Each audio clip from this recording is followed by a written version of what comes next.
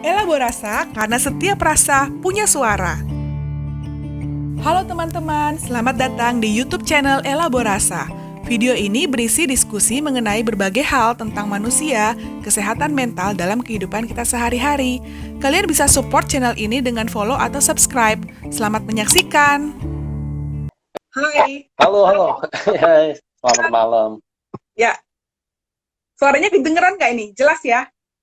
Soalnya Iya, ini nggak... jelas, jelas, jelas kedengaran. Ah, Hmm. iya. Nah, jadi sekarang ini kita mau bahas nih, topiknya ini lagi ngetren banget nih ya. Misalnya kita sering kali lihat orang, kok dia em, punya imajinasi sendiri gitu ya, tanpa disadari itu bisa mempengaruhi orang lain juga akhirnya gitu ya. Nih, kalau saya inget ya, kalau kecil kan kita dulu tuh suka role play sama teman-teman kita gitu ya. Misalnya berandai-andai jadi superhero, terus jadi kayak kita bikin kerajaan gitu loh. Waktu kecil Eh, kan, eh. fantasi gitu. Tapi kadang juga itu akibat karena kita jenuh kehidupan sehari-hari. Bisa bisa jadi karena juga pelarian juga ya kalau misalnya pada saat kita dewasa gitu. Tapi karena Hmm. kita bisa membedakan antara oh iya ini ternyata fantasi saya, ini realita. Jadi udah kita balik lagi pada saat kita kerja, kita dalam kehidupan sehari-hari ya udah kita balik lagi dengan aktivitas sehari-hari. Nah, sering nggak sih misalnya ngelihat nih dalam fenomena kehidupan kita nih, mungkin di kampung kita gitu ya, ada Eh. eh, kondisi-kondisi yang sering aja terjadi gitu loh, Vin. Oh, ya kalau nggak halu mah semua orang juga ya. Gue juga sering kali ngehalu gitu, ya Pokoknya, kan?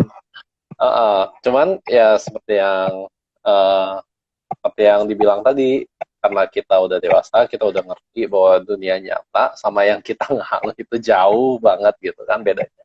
Ya kita bisa balik lagi ketika kita butuh berfungsi, butuh mengerjakan sesuatu, kita bisa balik lagi. Tapi untuk beberapa orang itu nggak bisa, itu membaur.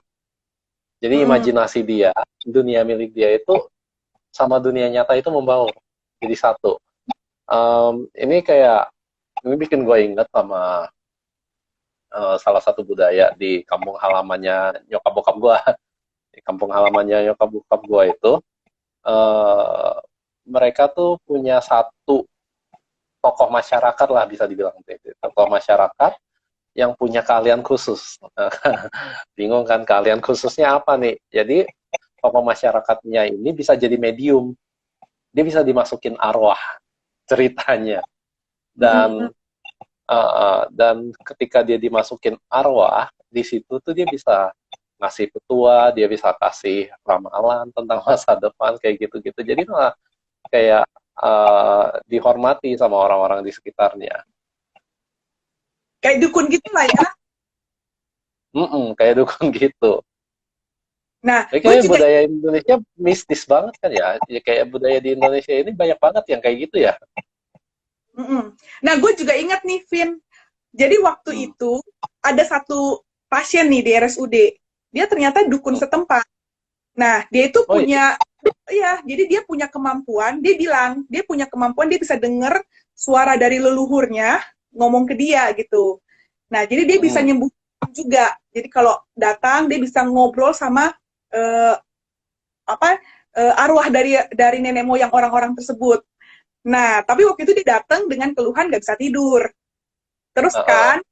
kan karena gue tahu, oh ini kayaknya halu nih, kan. Jadi udahlah gue pikir udah gue obatin aja lah kan biasa kita kalau misalnya psikiater gitu kan mikirnya kasih obat gitu kan awalnya waktu itu gue pertama-tama banget tuh waktu praktek di situ terus tahu nggak sih dia 2 minggu kemudian dia datang terus dia kesel dia bilang gini saya tuh nggak suka minum obat ini karena kemampuan saya hilang saya Nah jadi lo. kekuatan pranatural saya hilang saya nggak mau seperti ini gitu. Nah, akhirnya dari situ gue menyadari, kadang kalau misalnya nih, kejadian seperti itu, fenomena halus seperti itu, kalau misalnya itu sudah diterima di masyarakat, atau itu sudah jadi kayak kepercayaan orang-orang setempat bahwa dia, maksudnya itu dia didukung gitu ya, Ya udah kita sembarangan untuk eh, mengobati aja asal kasih obat seperti itu gitu. Akhirnya gue jadi berusaha untuk memahami ternyata ada di masyarakat kita yang seperti itu juga. Hmm. Mm-mm. Iya sih Gitu. bener, nggak apa namanya, emang nggak sedikit di masyarakat kita yang kayak gitu, dan memang eh, jadinya em, gimana ya, kayak sebenarnya kayak dari cerita itu aja udah bikin kita mempertanyakan sebenarnya normal itu apa sih, iya kan? Kayak Mm-mm. siapa sih yang menentukan normal, ya kan? Nah, kalau dari keilmuannya kan normal itu ya kebanyakan orang, segala segala yang berada di luar dari kebanyakan orang itu disebutnya nggak normal, ya kan? Ya. Mm-mm. Tapi eh, tapi nggak normal tuh ada nggak normal yang diterima, ada normal nggak normal yang nggak diterima gitu. Jadi ketika suatu nggak normal tidak suatu nggak normal itu tidak diterima, kan jadinya orang yang nggak normal itu menderita kan ya. Jadi nggak bisa berfungsi dengan baik di dunianya. Nah, untuk orang-orang yang nggak normal tapi diterima, itu bukan cuman dia jadi berfungsi, tapi juga ketidaknormalannya itu menjadi suatu apa ya, suatu advantage, menjadi suatu kelebihan, menjadi suatu alat untuk dia bisa selamat, untuk dia bisa survive, untuk dia bisa thriving, untuk dia bisa jadi apa namanya, bahkan berkembang di dunianya ini gitu. Jadi kayak tempat kita berada itu justru menentukan, iya kan? Kalau dipikir-pikir tempat kita berada itu menentukan apakah kita bisa berkembang atau tidak. Mm-mm, betul. Nah, jadi misalnya kalau ngomongin soal berkembang, kita kan pas dari kecil itu berarti sangat dipengaruhi dong cara ide-ide pola pikir kita, termasuk tadi ya, kepercayaan kita, keyakinan kita akan sesuatu itu sangat dipengaruhi sama dari kita masih kecil kan. Nah, jadi kalau gue bacanya gini pernah tuh eh, kayak ego. Kita kan sering ngomongnya soal ego ya, fungsi dari ego kita. Salah satunya Hmm. adalah yang itu em, membedakan antara realitas sama yang enggak gitu. Hmm. Tapi itu butuh butuh jangka panjang nih berkembangnya. Dan awalnya kan ada gue juga pernah belajar kalau fungsi ego itu ada yang unconscious tanpa alam bawah sadar, ada yang kita sadari. Nah, alam bawah sadar sebenarnya tujuannya untuk uh, mekanisme kita pertahanan gitu ya. Kalau misalnya kita ada masalah atau trauma, ada tekanan, dia berusaha untuk menyelamatkan kita. Nah, salah satunya adalah dengan itu tadi ya, uh, mulai kayak ada hayalan, apa halusinasi, seperti itu salah satunya gitu. Hmm. Hmm. Uh, iya, sebenarnya kalau dipikir-pikir benar juga sih, kayak ego itu kan kita bisa lihat kan dari pertumbuhannya. Kayak gue orang biologi, gue orang biologi, dan gue belajar belajar perkembangan otak juga, apa namanya, sebagai salah satu mata kuliah yang gue jalani sekarang. Itu ego kita itu yang dibilang disebut ego oleh orang-orang psikoanalisa itu, kalau di orang-orang biologi kita sebutnya fungsi eksekutif, ya kan? Iya. Nah, itu kan letaknya di otak prefrontal. Nah, Hmm. otak prefrontal ini berkembangnya itu ada dua tahap di mana dia berkembang cepat, yaitu pas masa kanak-kanak, pas masa usia sekolah, sama pas Hmm. dia remaja, ya kan? Ya. Itu pesat banget perkembangannya di situ, terutama di remaja, gitu. Nah, sebelum itu memang belum apa namanya, memang perkembangannya belum ada kan. Nah, Hmm. jadi kita bisa ngelihat juga ciri-cirinya, anak kecil itu sukanya berkhayal, Hmm. iya Makanya kan? teman imajinasi Iya, kalau pada pas uh, pas kecil itu yang penting main. Kayak disuruh apa, kalau dia nggak mau ya diikutin, nggak mau, ya kan? Kan fungsi eksekutif itu adalah yang menahan keinginan kita yang nggak sesuai sama lingkungan luar gitu. Keinginan kita yang bakal menjadi bahaya untuk kita, ya karena ketika kecil itu kita dilindungi, kita nggak butuh fungsi itu. Tapi seiring kita beranjak dewasa, kemampuan itu kita butuh, ya kan? ya, Fungsi eksekutif itu yang bisa apa ya, menjadi jendela kita bahwa dunia ini sebenarnya kayak gimana, dunia ini bahayanya di mana, dunia ini berjalannya gimana. Kalau misalnya kita ikutin keinginan kita, apakah kita bisa selamat atau enggak, itu kan tugas fungsi eksekutif ya, untuk memberikan judgement. Nah, kalau itu tidak berkembang, otomatis ya cara-cara untuk selamat di dunianya itu seperti yang anak kecil, yang dimana dia membentuk dunianya sendiri. Benar. Jadi kalau makanya waktu tahap perkembangan awal tadi ya, yang pada saat anak-anak dia kan dapat nih pada sebelum dia berkembang, makanya kan banyak teori juga mengatakan pada saat kita dari kecil sampai remaja, kalau orang-orang itu mengalami trauma atau riwayat abuse atau trauma psikologis lah ya, terus stres berat di masa tahap perkembangan itu akan membuat dia jadi tadi fungsi egonya itu jadi ada konflik gitu secara psikologis kan. Makanya itu juga adalah salah satu faktor di kemudian hari dia bisa mengalami tadi. Kalau kita sebutnya disosiasi ya. Kalau orang-orang yang akhirnya jadi sulit membedakan mana realita dan salah satu fungsi eksekutifnya kan nggak jalan ya. Jadi dia nggak bisa bedain mana realita dan mana fantasinya dia. Seperti itu. Nah, makanya tuh pernah dengar nggak, Vin? Pada usia SMP gitu ya, peralihan antara tadi tuh fase anak ke fase remaja, itu sering banget terjadi kesurupan di sekolah. Karena adanya, Iya. pernah nggak? Lu pernah nggak ngalamin gitu? Temen gue pernah. Temen gue pernah. Gila, gue ingat banget. Dulu itu kita lagi retret. Kita lagi retret ke puncak. Diorganisir sama sekolah. Nah, temen gue itu, dia emang, apa namanya, temen gue itu pacaran. Ceritanya. Waktu itu kita kelas berapa ya? SMA kelas 2 kalau nggak salah. Nah, kita SMA kelas 2. Ya udah lumayan ya, remaja akhir sebenarnya hitungannya ya. Nah, temen gue itu pacaran sama temen gue yang satu lagi, cuman mereka itu kayak pacarannya tuh isinya berantem semua. Gitu, nggak akur mereka. Tapi tetap nyambung. Nggak tahu dipaksakan, nggak tahu gimana, gue waktu itu nggak terlalu ngurusin mereka juga kan. Nah, jadi gue inget banget pas lagi retret itu, mereka berantem juga tuh di situ. Itu bukan sesuatu yang di luar normal. Tapi entah kenapa, setelah berantem itu, temen gue pas malamnya kesurupan.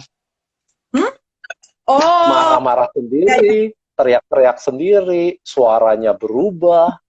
Terus, apa namanya, kekuatan badannya itu berubah. Jadi kayak, temen gue itu sebenarnya badannya emang kecil, tapi emang ototnya kuat banget juga kan.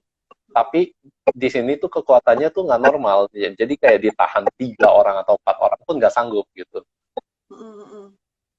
Nah, kalau menurut ilmu psikologisnya itu gimana tuh? Ya, itu kalau misalnya kita bilangnya dia mengalami disosiasi ya atau konversi, itu terjadi karena memang ada konflik di dalam alam bawah sadarnya dia. Jadi kalau misalnya nih ada stres yang cukup berat terus ditekan, direpresi gitu sama dia. Nah, dia mungkin ada trigger tuh waktu itu, ya udah akhirnya pecah katanya. Apa Oh ya? iya, bisa jadi. Bisa jadi di-trigger sama pas berantem sama pacarnya kali ya. Bisa jadi waktu itu ya. Nah, tapi ada juga fenomenanya nih. Biasa satu orang nih kesurupan, terus teman-temannya ikut juga tuh. Kayak terinduksi. Rame-rame. Nah, itu gimana tuh? kalau itu juga, jadi ternyata kayak delusi atau disosiasi ini bisa juga menginduksi yang lain. Makanya sering nih kita dengar juga ya kasus yang kemarin itu yang agak rame, apa ya, Sunda Empire, yang kerajaan. Ya, itu kan satu orang, dari awal kan dia yang memiliki keyakinan, suatu keyakinan yang menurut kita tidak sama dengan tadi kan kita ngomong soal normal dan tidak normal karena tidak sesuai dengan kultur budaya di setempat, tapi kan dia berbeda sendiri gitu. Tapi kenapa sampai akhirnya pengikutnya banyak? Ternyata delusi itu juga bisa menginduksi yang lain gitu loh. Iya, bener juga. Ini jadi bikin gue ingat sama apa namanya? Sama pernah denger istilah mass hysteria nggak? Apa tuh? Nah, Mas Histeria itu kayak pernah ada satu poin di sejarah tahun berapa gitu, gue lupa. Jadi ada satu kota yang di mana um, orang-orangnya tuh di, diserang satu penyakit aneh. Jadi Hmm. orang yang kena penyakit itu bakal ketawa terus nggak bisa berhenti. Itu kayak Joker ya? Iya, serem juga kan. Nah, Ya. bakal ketawa terus nggak bisa berhenti sampai dia itu mesti dirawat di ICU dan itu Hmm. kayak menyebar di satu kota itu terjadi secara bersamaan gitu kan. Nah, Hmm. kalau yang itu gue nggak terlalu tahu mekanismenya, tapi kalau misalnya ada lagi satu kejadian yang dimana mereka bukan ketawa tapi malah joget joget nggak bisa berhenti dan itu terjadi di dalam satu sekolah Hmm. Hmm. secara menyeluruh. Nah itu mekanismenya itu lebih ke arah yang di mana ada satu orang mungkin dia sebenarnya penyakit awalnya patient zero istilahnya ya kan dia yang punya penyakit awal dia melakukan perilaku yang aneh tersebut. Nah ketika dia melakukan perilaku yang aneh tersebut, itu kan sebenarnya dia punya punya mungkin punya masalahnya sendiri kan. Mungkin dia mengalami episode psikotik. Episode psikotik itu kayak ketika dia itu sudah apa namanya realita dia itu sudah Tergantung. tergabung sama imajinasinya kan. Jadi kayak realita dia itu sudah sebenarnya sudah berubah. Nah, karena itu tingkah lakunya berubah. Nah, karena tingkah lakunya berubah itu kan dianggap sama orang-orang di sekitarnya kalau kok kayak begini, kok aneh gitu, serem gitu kan. Nah, munculnya ketakutan itu yang menginduksi bahwa menginduksi dia bahwa mempersepsikan dia bahwa loh berarti gue juga bisa kena istilahnya kan. Nah, paham tersebut semakin diperkuat kalau misalnya ada satu orang lagi yang memang waktu itu punya tendensi untuk psikotik ketika ketakutannya muncul, ke-trigger juga, dan melakukan perilaku yang sama. Akibatnya itu malah menguatkan persepsi-persepsi yang lainnya, wah ternyata ini bisa ketularan. Kalau di Iya. kita apa ya, Terus jadi. kesurupan massal.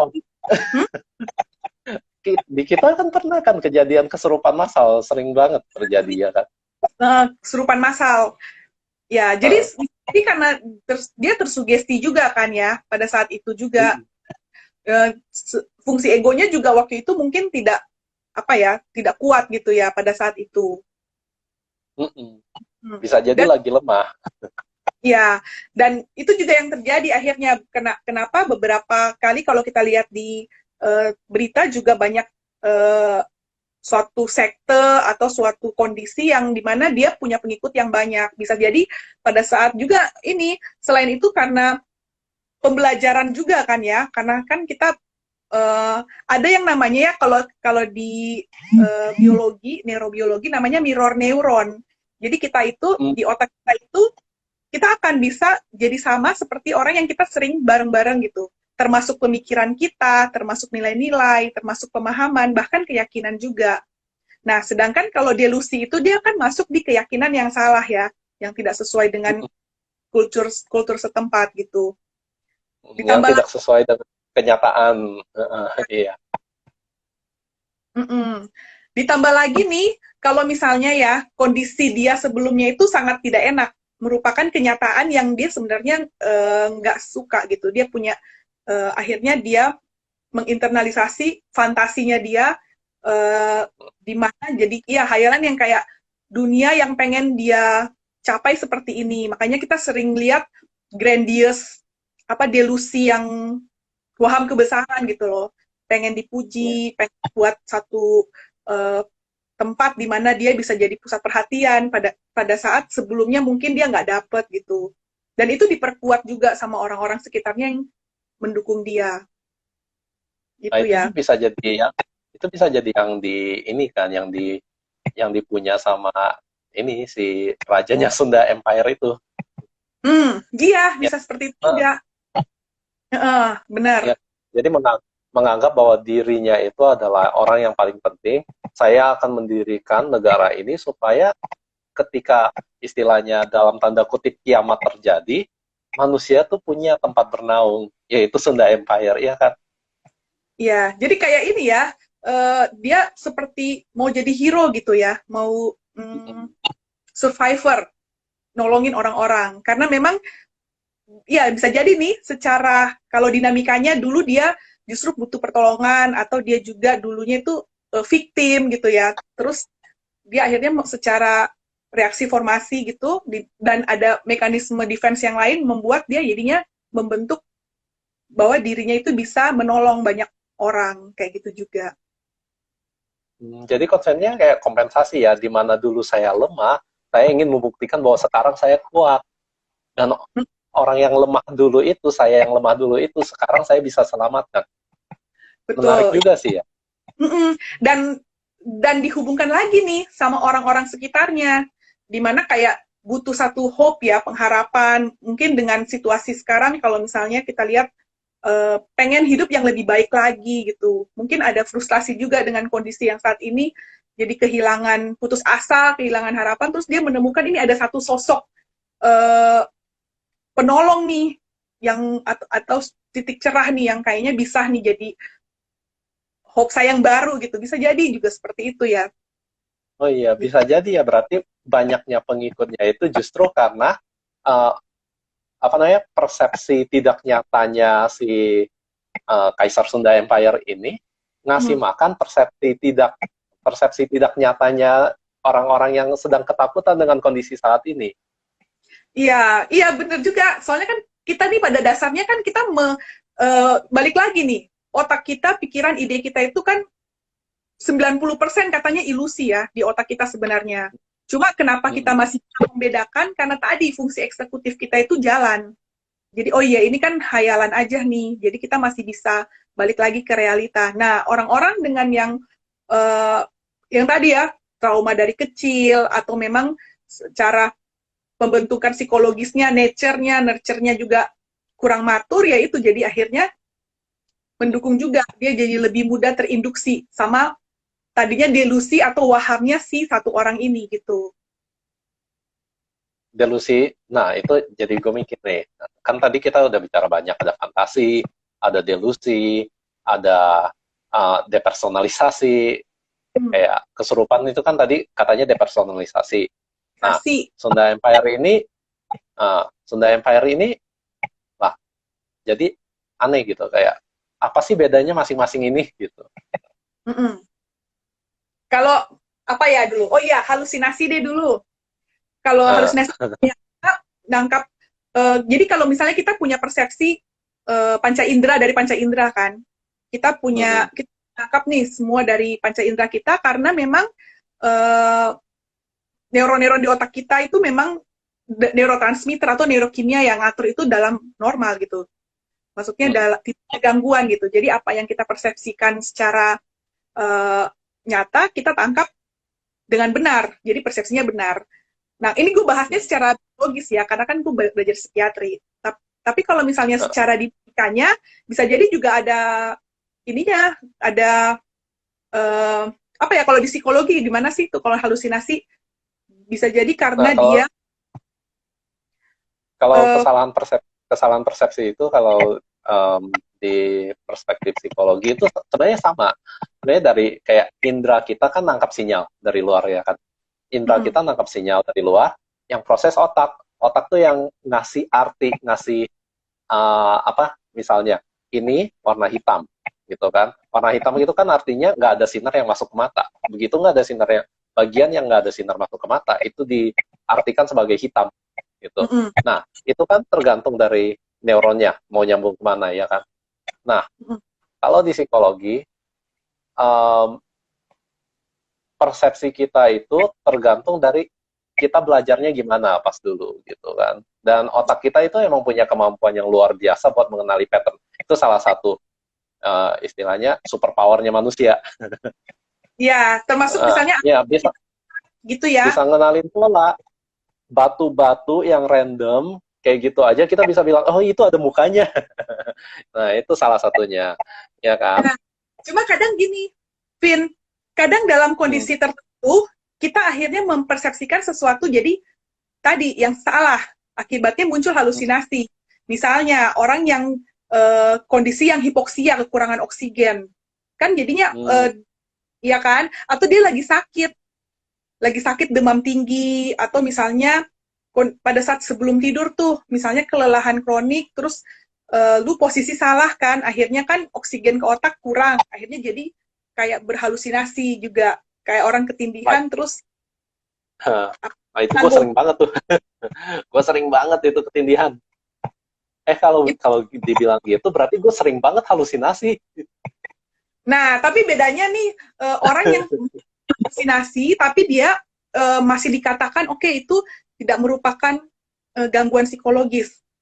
Dia bisa dia bisa mengenali bahwa oh iya, itu saya mengalami persepsi yang salah dan itu tidak mengganggu fungsi sehari-hari. Kita bisa katakan ini oh dia ada gangguan, berarti dia dalam fungsi sehari-harinya uh, berpengaruh gitu. Nah, kalau kalau gue mikirnya juga nih, uh, selagi orang itu apa mengalami halusinasi kan dia juga mempersepsikan ini apa gitu ya, dan itu dari proses Iya. tadi yang lu juga belajar dari dia kecil itu apa, dia lihat apa. Nah makanya kenapa ada beberapa anak yang mungkin dia mengalami halusinasi tapi dibilang oh ya ini indigo, ini apa, ini sixth sense, atau dia punya ada yang nungguin atau apa, itu kan dipengaruhi juga oleh faktor-faktor kebudayaan setempatnya dia, pembelajaran dari orang tuanya, dari kepercayaan keluarganya dia, itu juga sangat mempengaruhi. Terima kasih buat kamu yang sudah nonton. Kalian bisa kasih like, tulis di kolom komentar jika ada pertanyaan, cerita, atau saran tentang topik yang sudah kita bahas tadi. Atau bisa juga kasih masukan tema apa yang ingin kita diskusikan bersama di tayangan berikutnya. Sampai jumpa di elaborasi selanjutnya.